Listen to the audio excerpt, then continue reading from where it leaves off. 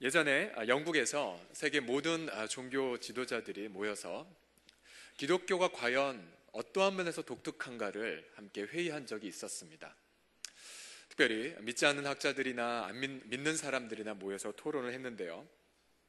누군가 성육신입니다 라고 말을 하자, 그러나 다른 학자들은 타 종교에도 신이 인간의 모습으로 현현한 신화나 이야기가 있습니다 라고 반박했다고 합니다. 그러자 다른 분이 부활입니다 라고 말을 하자, 다른 종교에도 죽은 자가 환생하는 이야기가 있다고 반박을 했다고 합니다. 그때에 루이스라는 사람이 방을 잘못 찾아 들어왔습니다. 토론 주제가 뭡니까? 그의 질문에 동료들이 전 세계 종교 중 기독교만이 기여할 수 있는 바가 무엇인지 찾는 중이라고 말했습니다. 그때에 루이스는 간단하게 대답했습니다. 그거야 쉽죠. 은혜가 아닙니까? 은혜. 참석자들은 그 말을 듣고 토론을 이어갔습니다. 불교에는 뭐가 있죠? 불교에는 고행이 있고, 힌두교는 카르마라라고 하는 윤회 사상 혹은 업보가 있습니다. 이슬람교는 코란 등이 있고요. 세상의 모든 종교들은 인간의 노력으로 인정받는 처절한 길을 가르칩니다. 결국 그들도 기독교만이 세상에 은혜의 개념을 전파한다는 것을 인정했습니다. 우리 사랑하는 성도님들, 은혜가 무엇입니까? 은혜란 하나님의 사랑이 값없이 그리고 조건 없이 우리를 찾아온다라는 것 아닙니까? 우리 하나님이 직접 종이 되셔서 우리 종이 범한 모든 죄값을 대신 지불하셨다는 것이 아닙니까? 할렐루야. 이 은혜, 근데 이 은혜를 일평생 체험했던 사람이 바로 요셉이었습니다. 그는 이집트의 노예였지만 그 주인의 집에서 형통한 은혜를 체험했고요. 잘 되는 것 같다가 주인의 아내의 그 성적인 유혹을 거절한 대가로 억울하게 감옥에 들어갔지만 감옥에서도 그는 하나님의 은혜로 형통했습니다. 이후에 애굽 왕 바로의 꿈을 역시 하나님의 은혜로 해몽했고, 또 하나님의 은혜로 그 7년 대기근을 어떻게 해결할지 대책을 내놓습니다. 그리고 요셉은 하나님의 은혜로 애굽의 총리가 되었고요. 나라를 부강하게 만듭니다. 그뿐만 아니라 하나님의 은혜로 자신의 가족들을 초대해서 자신의 가족들을 그 대기근 동안에 부양을 하게 됩니다. 무엇 때문에요? 하나님의 은혜, 값없이 무조건적으로 부어지는 은혜 때문에 요셉이 총리가 되었죠. 그래서 나중에 애굽의 말년에, 요셉의 말년에 자신의 형제들에게 자신의 인생을 이렇게 설명하지 않습니까? 우리 창세기 50장 20절 말씀을 다 함께 읽겠습니다. 시작. 당신들은 나를 해하려 하였으나 하나님은 그것을 선으로 바꾸사 오늘과 같이. 아멘. 이 얼마나 멋진 인생의 고백입니까? 요셉이 자신의 일평생 경험했던 하나님의 은혜를 이렇게 묘사하죠. 내 인생은 만민에게 생명을, 구원을 주는 통로가 되었노라고. 저는 우리 요셉뿐만 아니라 저도 그렇고 우리 모든 성도들도 이런 요셉과 같은 고백을 남기는 은혜가 충만한 인생이 다 되시기를 예수님의 이름으로 축복합니다.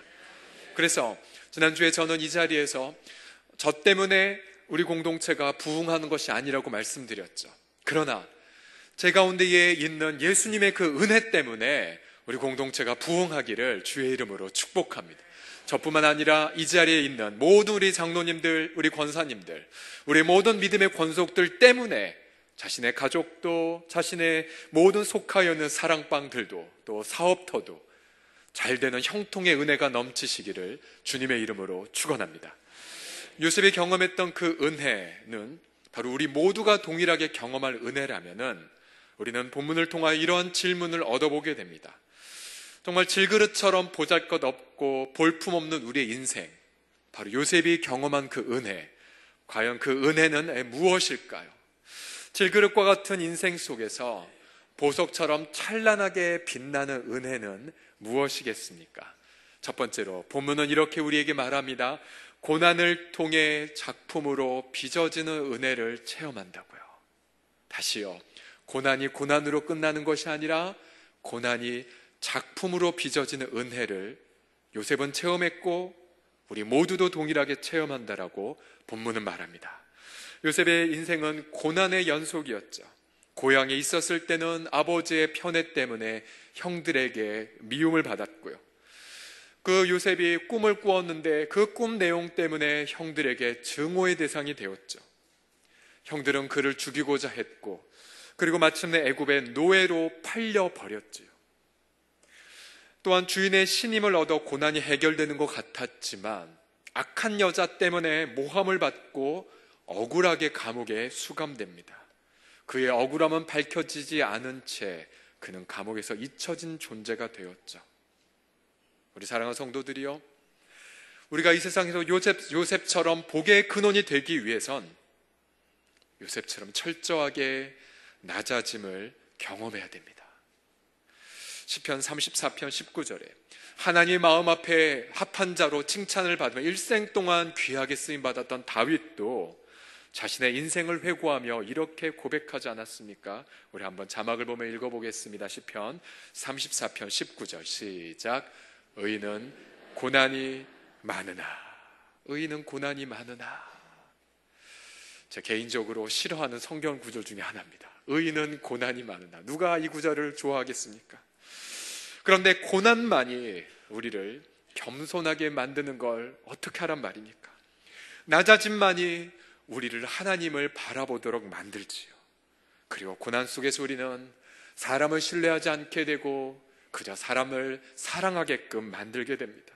그러면서 우리는 그 고난의 신음소리 속에 나를 하나님의 작품으로 빚어가시는 하나님의 은혜를 체험하게 됩니다. 우리 시편 105편을 보게 되면 요셉이 어떻게 아름답게 하나님의 은혜로 빚어졌는지를 성경은 증언합니다. 우리 다 함께 읽겠습니다. 시작.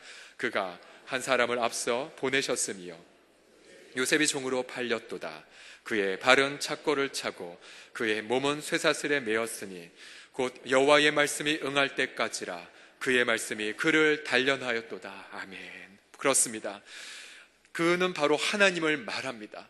바로 하나님이 고난의 배후에 있으셨던 거죠. 왜냐하면 그를 작품으로 빚어가시기 원했기 때문입니다. 하나님은 형들의 시기를 통해 요셉을 훈련시키셨고 하나님 악한 여인마저도 사용하셔서 요셉을 빚어주셨습니다. 그가 마침내 보석처럼 찬란하게 빛나는 작품이 될 때까지 하나님은 그를 단련하고 낮추셨던 것입니다. 그래서 고난은 비극이 아닙니다. 고난은 작품으로 빚어지는 은혜입니다. 여러분 믿으십니까? 우리 옆 사람의 얼굴을 보며 이렇게 말하겠습니다. 고난은 은혜입니다. 시작. 고난은 은혜입니다. 미국 대통령 중 가장 인기 없는 대통령이라고 낙인 찍힌 분이 누군지 아십니까? 1976년 52세의 나이에 제39대 대통령으로 당선된 지미 카터 전 대통령입니다. 얼마나 인기가 없었는지 그는 이러한 닉네임이 따라옵니다. 실패한 대통령 지미 카터. 그의 재임 당시에 오일 쇼크 해결하지 못했습니다. 그리고 마지막 재임 때까지 이란의 인질 사태에 제대로 대처하지 못했습니다. 그래서 그가 실패하자 언론은 말합니다. 무능한 대통령 지미 카터. 얼마나 힘들었겠습니까? 그런데 퇴임 이후에 자신의 고향 땅에 돌아와 보니 이거 웬일입니까? 선조부터 대대로 물려받았던 땅콩 농장이 파산해버린 것입니다. 그리고 날아온 청구서는 100만 달러의 빚 청구서. 명예도 잃고 재산도 잃어버리고 완전히 실패한 인생이었죠. 그는 눈물로 농장을 처분했습니다. 그리고 자서전 계약 때문에 간신히 호구지책을 하게 되었습니다. 근데 그의 고난은 이것으로 끝난 것은 아니었습니다. 그는 평소에 늘 신앙인으로 늘 말씀을 묵상하고 기도했었습니다. 최근에 나왔던 책 지미 카터의 위스덤이라는 책을 보게 되면 그가 날마다 어떻게 말씀을 묵상하고 살아왔는지를 그의 자세한 지혜를, 말씀을 통한 지혜를 엿볼 수가 있죠. 어느 날 그는 말씀을 묵상하면서 이러한 글을 남깁니다. 인생 공허한 마음에 참 생명을 확인하는 것은 하나님의 사랑뿐입니다. 라는 귀한 고백을 남겼죠. 전 세계 그가 어디에 있든지 간에 주일이 되면 비행기를 타고 날아와서 자신의 고향 땅에 가 성경학교 교사로, 지금 현재 그분의 나이가 90살입니다. 90살. 지금까지도 그는 자신의 고향 땅에 가서 주일학교를 열심히 섬기고 있다고 합니다. 그의 고향은 1000명밖에 안 되는 작은 고향이지만 모두가 다 크리스찬이죠. 그리고 수백 명이 그의 교회에 모여서 환한 미소로 찬송하고 말씀을 보는 것을 보고 전 세계 사람들이 얼마나 큰 감동을 받는지 모릅니다. 이 자리에 90세 미만이신 분들, 나는 주일학교 교사를 할 수 있다라고 굳게 믿으셨으면 좋겠습니다. 90세 이상부터 봐드리도록 하겠습니다. 그런데 이 지미 카터의 고난이 여기서 끝난 것이 아니라 하나님 앞에 기도하는데 내가 과연 뭘 할 수 있을까에 대한 마음을 하나님이 주셨습니다. 그 단어는 바로 세계 평화였습니다.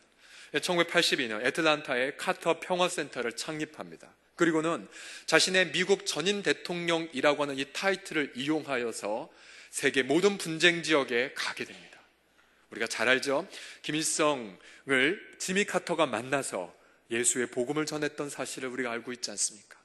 전 세계 수많은 곳을 날아다니며 분쟁을 해결해주고, 또 자신의 백악관에서부터 사용하였던 망치를 들고 사랑의 집짓기 운동, 헤비타트 운동을 전개하며 진정한 섬김과 겸손의 모델을 보여주고 있지 않습니까? 세계는 그의 평화활동의 노력을 높이 사서 노벨 평화상을 수여했고요. 그래서 현재 그는 미국에서 가장 존경받는 전임 대통령 중에 한 분으로 존경을 받고 있지 않습니까? 그래서요, 나중에 어떠한 사람은 그의 인생을 이렇게 농담삼아 이렇게 말했습니다. 잘 들어보십시오. 신은 카터를 성공적인 퇴임 대통령으로 만들기 위해 그를 실패한 현직 대통령으로 만들었다. 이해가 되십니까, 여러분? 우리 사랑하는 성도님들, 그렇습니다.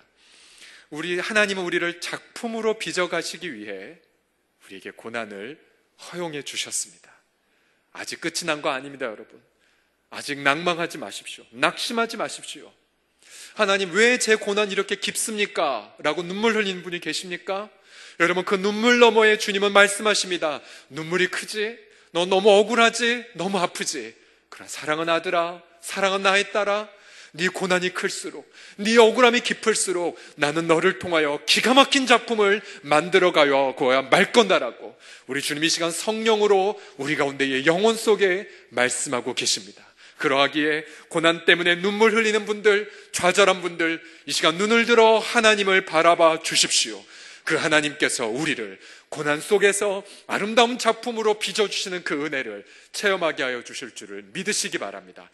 우리 옆 사람에게 축복하겠습니다. 당신의 고난은 빛나는 작품이 될 것입니다. 시작. 두 번째로, 우리의 질그릇과 같은 인생 속에 보석처럼 빛나는 거저주신 은혜가 무엇일까요? 두 번째는요, 그 고난 속에서도 하나님은 함께 하신다라고 하는 은혜입니다. 하나님의 함께 하심. 우리가 본문을 보면 요셉은 정말 잔인하게끔 낮아지죠. 그러나 그 잔인함 속에서 계속해서 따라붙는 단어가 있습니다. 그것은 하나님이 그와 함께 하셨더라. 하나님이 그와 함께 하셨더라. 우리 2절 말씀을 다 함께 읽겠습니다. 시작. 여호와께서 요셉과 함께 하심으로 그가 형통한 자가 되어 그의 주인 애굽 사람의 집에 있으니. 아멘. 하나님이 어떻게 하셨다고요? 그와 함께 하셨더라. 그 결과가 어떻습니까? 형통한 자가 되었습니다. 아직 그의 고난인 노예 신분에서 해결된 건 아니었지만, 여러분 보십시오. 고난이 해결 안 됐어도 하나님의 함께 하심은 체험할 수가 있습니다. 믿으십니까? 그리고 요셉이 감옥에 내려갔죠. 그러나 21절을 보십시오. 다 함께 21절 읽겠습니다. 시작. 여호와께서 요셉과 함께 하시고 그에게 인자를 더하사 간수장에게 은혜를 받게 하심에. 그렇습니다. 그의 억울한 누명 벗겨지지 않았습니다. 여전히 그의 상황은 악화됐고 더 악화되었죠. 그러나 우리 성도님들, 하나님의 함께 하심의 은혜는 막을 수가 없었습니다.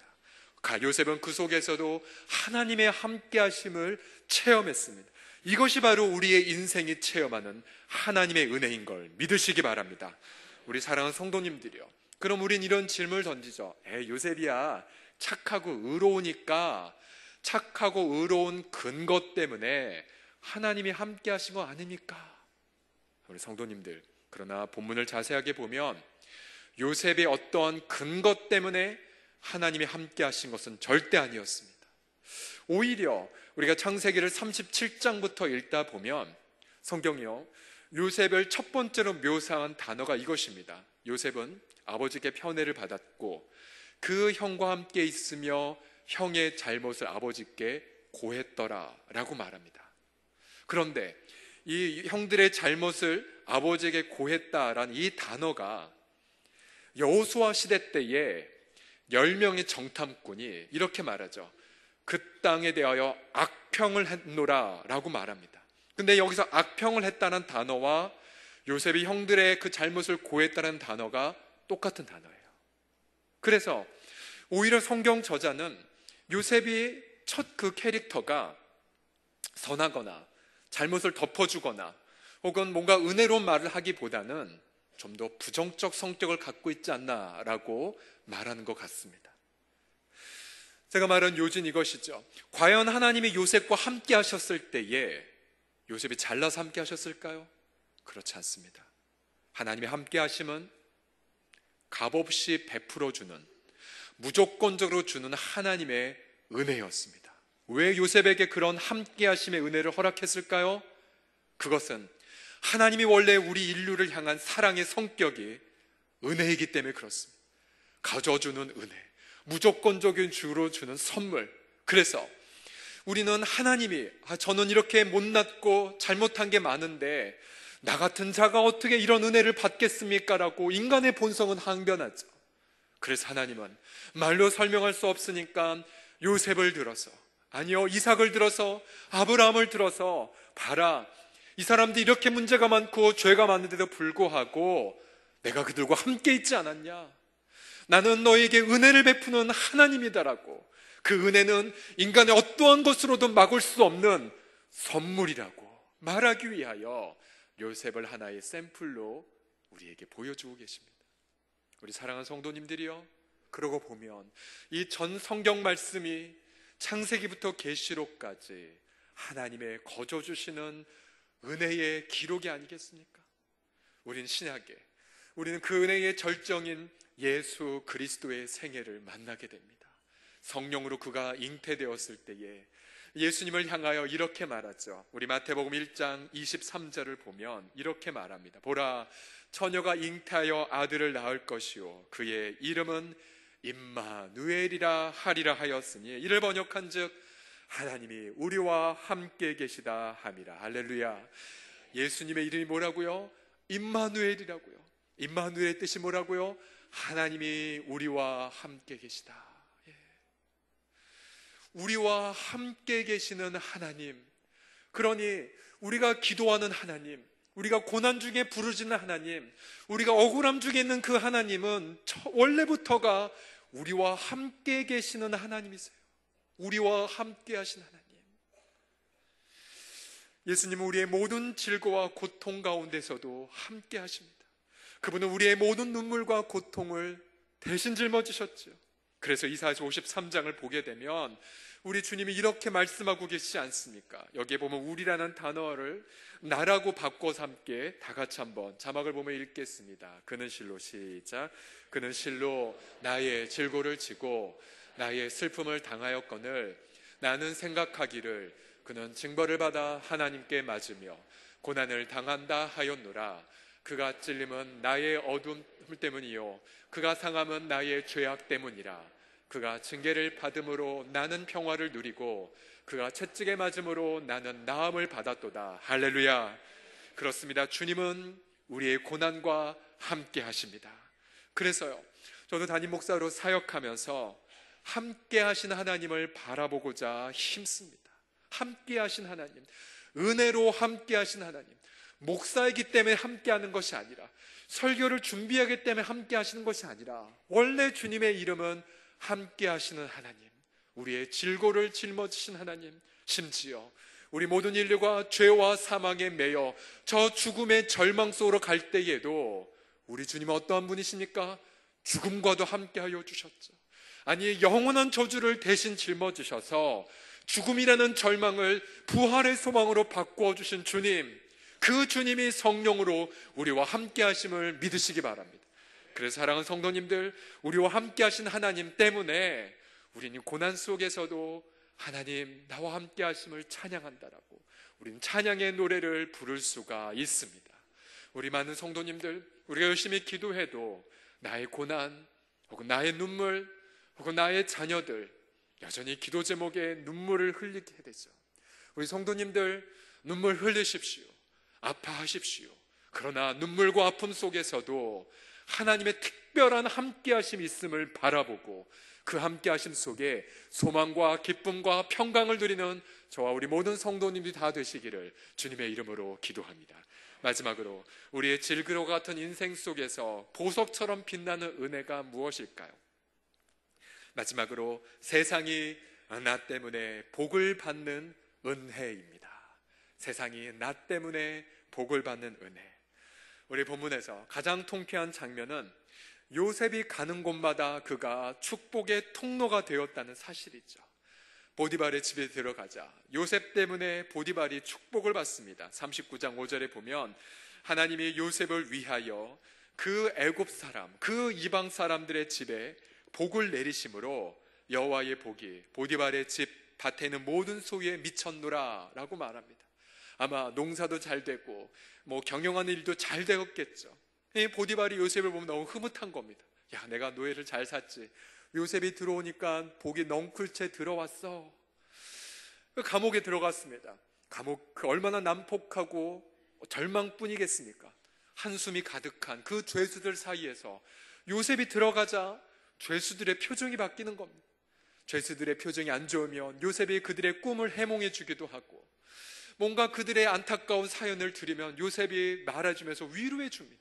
요셉이 들어오자 감옥의 분위기가 바뀌었습니다. 그러자 간수장이 보고는 야, 너 뭐 있는 것 같다. 너 내 대신 좀 죄수들 좀 관리할래? 아침에 취침, 또 밥 먹이는 거, 그리고 죄수들 햇볕 좀 쬐게 하는 거, 야, 네가 맡아. 그리고는 요셉이 맡은 순간부터 이 감옥은 모범 감옥이 된 것이 아닙니까? 그러고 보면 이 하나님의 은혜를 체험하는 사람의 특징들, 그 특징은 뭐가 있냐면요, 세상 사람들이 알아보고 칭찬하는 특징을 갖고 있습니다. 요셉뿐만 아니라 아브라함을 한번 떠올려 보십시오. 아브라함은 아비멜렉이란 이방 왕이 와서 이런 칭찬을 남겼습니다. 창세기 21장 22절을 다 함께 읽겠습니다. 시작. 네가 무슨 일을 하든지 하나님이 너와 함께 계시도다. 누가 칭찬했다고요? 안 믿는 사람이 칭찬했습니다. 이삭을 보십시오. 동일하게 창세기 26장 28절을 보면 함께 읽겠습니다. 시작. 그들이 이르되 여호와께서 너와 함께 계심을 우리가 분명히 보았으므로. 누가 칭찬했다고요? 세상이 먼저 칭찬했어요. 세상이. 그래서 우리가 신약, 구약부터 시작하여 신약까지 모든 그 하나님의 함께 하심의 표식은 결국은요, 교회당에 갇힌 것도 아니고, 그리고 우리끼리만 좋은 것이 아니라 안 믿는 사람이 먼저 알아봤던 거예요. 안 믿는 사람이. 초대교회 때를 보게 되면, 사도행전을 보게 되면 그들은 이렇게 칭찬을 받았습니다. 온 백성에게 칭찬을 받으니 주님이 구원받는 사람을 날마다 더하게 하시니라. 그렇습니다. 하나님의 은혜가 있으면 칭찬이 있습니다. 세상이 경험할 수 있는 기쁨과 지혜가 있기 때문입니다. 과연 우리는 지금 하나님의 은혜를 누린다고 말하면서 세상 사람들에게 칭찬을 받고 있습니까? 과연 우리 한국교회가 하나님의 은혜를 제대로 누리고 있다면 우리 한국교회가 다시 한번 세상의 소망과 기쁨이 될 줄을 믿습니다. 그래서 우린 이번 명절날에요, 전 여러분 모두에게 숙제를 드립니다. 어떤 숙제냐면요, 과연 나 때문에 안 믿는 친척이 나를 칭찬하고 있는가? 비록 제사는 드리지 않는다 할지라도, 그러나 하나님 앞에 예배만을 드린다 할지라도 종교 때문에 싸우지 않고요, 오히려 더 우리의 친척들의 그 아픔들을 아파해주고, 그리고 그들의 고통을 위로해주고, 또 그들의 애경사를 더 챙겨주어서 저 사람은 신앙적인 건 단호함에도 그래, 저 사람 됐어, 우리를 포용해주고 우리의 눈물을 닦아주고 그리고 늘 마음에 기쁨과 소망이 있고, 저 사람 보니까 내가 사업 안 될 때 저 사람도 사업 안 되지만 그 속에서도 뭔가 있고 구제하고 나누어주고. 그래서 한번 이런 상상을 해보십시오. 명절날 우리가 다 모였는데 정말 기독교라면은 정말 욕설을 하는 친척이 와갖고 우리를 보고 하는 말, 내가 교회는 안 다니지만 내가 자네 보니 그래, 하나님은 살아계신 거 내가 인정하마. 내가 자네를 보니 뭐 있는 것 같아, 내가 자네 칭찬하마. 저는 이러한 칭찬과 이런 인정이 이번 명절에 가득히 넘치시기를 주의 이름으로 축복합니다. 또 한 가지 부탁할 것은, 우리가 1월 달에 성경 통독 시작했죠. 밀려갖고 10장 20장씩 밀린 분들 깊이 회개하시고, 이번 명절날 TV만 눈이 벌게지도록 보지 마시고요, 다 따라잡으셔서 우리 연말에 모두가 다 하나님 저 성경 통독 다 했어요 라고 칭찬받는 성도들이 되시길 주의 이름으로 부탁합니다. 아멘. 몇 주 전에 연해주 사역에서 10년간 선교했던 김동학 선교사님의 영상을 주일 오후 예배 시간에 보여드렸습니다. 이 선교사님은요, 연해주에 있는 고려인들이 얼마나 고난당하고 있는지 소식을 듣고 신대원 휴학하고 지금까지도 목사 한 수 안 받은 채 그들과 함께 지내기로 결심했습니다. 선교사님의 결심은 이것이었습니다. 내가 그들과 함께 살리라, 함께 살리라. 그래서 이번에 농업기술을 전수하면서 소득 증대를 꾀하기 위해 첫 해에 토마토와 오이를 심었습니다. 그런데 문제는 날씨가 안 좋다 보니까 오이 농사를 망쳐버렸어요. 그래서 선교사님이 오이를 죄다 다 버리면서 비닐하우스에서 통곡을 했습니다. 하나님, 첫 해부터 이렇게 실패하면 누가 농사를 짓겠습니까? 그러면서 울었다고 합니다. 다행히 토마토는 잘 되어서 러시아 사람들에게 잘 판매를 했습니다.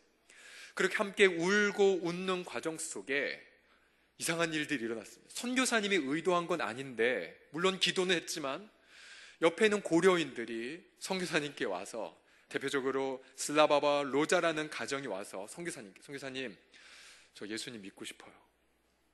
아직 공적으로 복음을 전하지 않았는데 선교사님의 그 삶을 보면서 이분들이 먼저 와서 예수 믿겠다고 하는 겁니다. 그리고 세례를 받고, 그렇게 함께 지내는 동안 고려인 가정에 한 가정씩 돌아와서 예수를 만나고 성경 공부를 하고, 그리고 비닐하우스의 이 농사를 통하여 저 북한에까지 감자를 보내는 일들이 일어나게 되었습니다. 그래서 이 선교사님이 이런 고백을 남겼습니다. 제가 한 일이라고는 함께 살면서 같이 일한 것 뿐인데 어찌된 일인지 예수 그리스도를 그들이 만나고 삶이 변하고 있습니다. 함께 일하면서 함께 하나님을 섬기는 것, 이것이 바로 제게 주신 사역의 비전입니다. 얼마나 감동이 되는 이야기입니까? 그렇습니다. 질그릇과 같은 우리의 인생, 안 믿는 사람과 똑같이 우리도 고난당하고, 또 안 믿는 사람의 자녀처럼 우리도 똑같이 자녀들의 입시에 실패할 수도 있죠. 그런데 문제는 우리의 질그릇과 같은 인생 속에서도 예수님이 보물처럼 우리 가운데에 빛난다라고 하는 사실입니다. 할렐루야.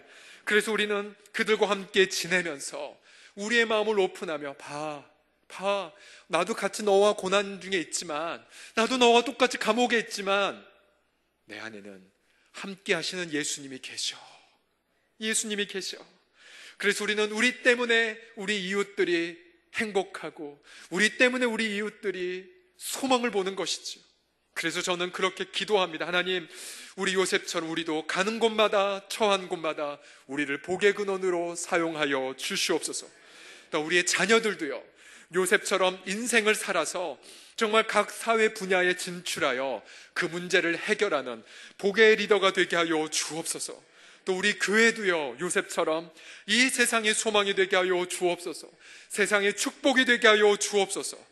우리 교회 때문에 이 홍제동과 홍은동이 축복을 받고요, 아니 우리 교회 때문에 이 서울시 전체가 축복을 받게 하여 주옵소서. 저는 이 말씀을 준비하며 흥분을 느꼈습니다. 왜냐하면 우리 하나님께서 저와 우리 교회를 요셉처럼 세상의 축복으로 사용해 주실 것이기 때문입니다. 민족을 치유하고 세상을 변화시키는 교회로 우리 교회를 사용하여 주실 줄을 믿습니다. 기도하겠습니다.